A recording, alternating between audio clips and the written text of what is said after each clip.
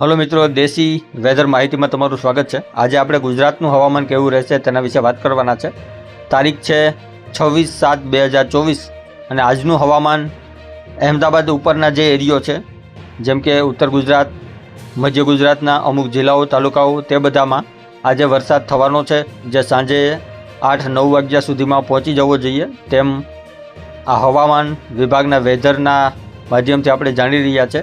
અને ઘણા બધા બીજા વેધરના માધ્યમથી પણ આપણે જોયેલું છે, જેમાં બધામાં સાંજે 8 વાગ્યા સુધીમાં વરસાદ આવે તેવી સંભાવના દેખાઈ રહી છે।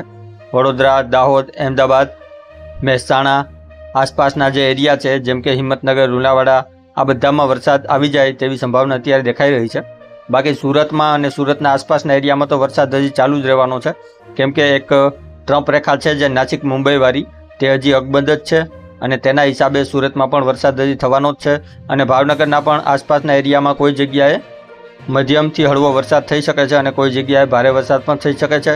બાકી સમગ્ર ગુજરાતમાં વાદળછાયું વાતાવરણ રહેવાનું જ છે અને સમગ્ર ગુજરાતમાં કોઈ જગ્યાએ ન એવા હળવા ઝાપટા થઈ શકે છે। બાકી નોર્મલ વરસાદ રહેશે, ક્યાંય પણ ભારે વરસાદ નહીં થાય, એટલે કે ક્યાંય પણ 4-5 ઇંચ જેવો વરસાદ પણ નહીં થાય, માત્ર 1-1.5 ઇંચ જેવો સમગ્ર ગુજરાતમાં જ્યાં થશે ત્યાં વરસાદ થઈ શકે છે।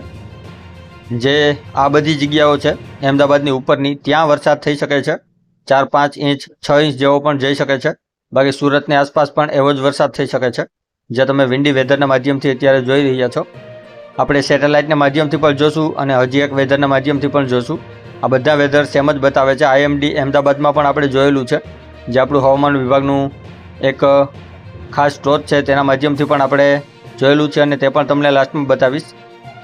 તે પણ કોઈ ખાસ આજની આગાહી નથી કરી રહ્યું, 26 તારીખની કોઈ ખાસ એવો વરસાદ નહીં થાય, ફક્ત અહેમદાબાદના ઉપરવાસના એરિયામાં જ વરસાદ થશે। જે સિસ્ટમ પહોંચવાની છે તે આજે સાંજે 8 વાગ્યા સુધીમાં આ બધા એરિયાને આવરી લેશે અને વરસાદ ચાલુ થઈ જશે।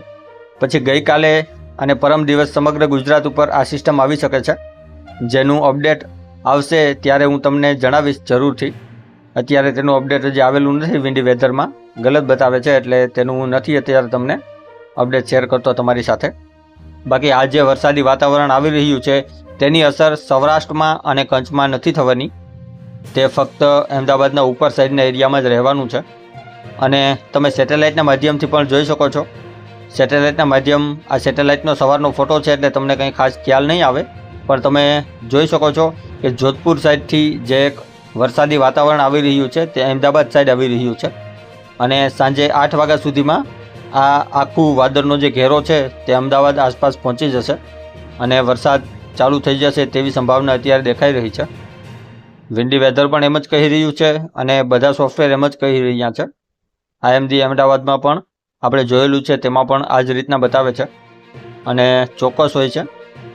થોડો ઘણો ફરક નીકળે છે, કેમ કે હવાની ગતિ ઉપર આધારિત હોય છે બધું, થોડું મોડું પણ પહોંચતું હોય છે, પણ પહોંચતું જરૂર હોય છે।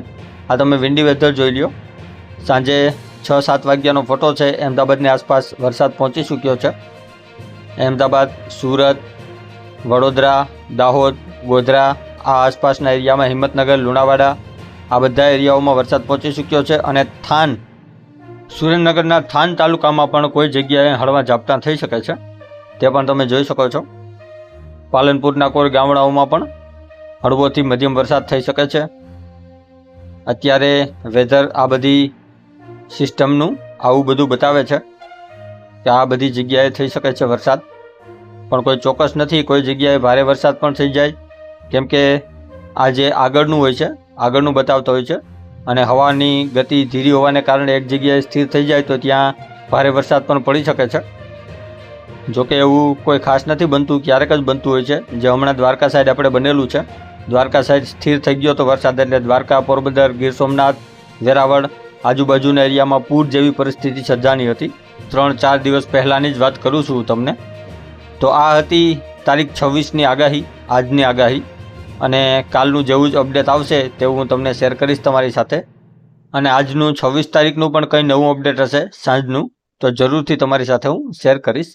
અને આપણે આ બધા વેધર સોફ્ટવેરના માધ્યમથી તો જોયેલું જ છે, હવે હું તમને IMD અહેમદાબાદનું પણ બતાવી દઉં। 26 તારીખનું IMD અહેમદાબાદ હવામાન વિભાગ આપણું ઓફિશિયલ શું કહે છે।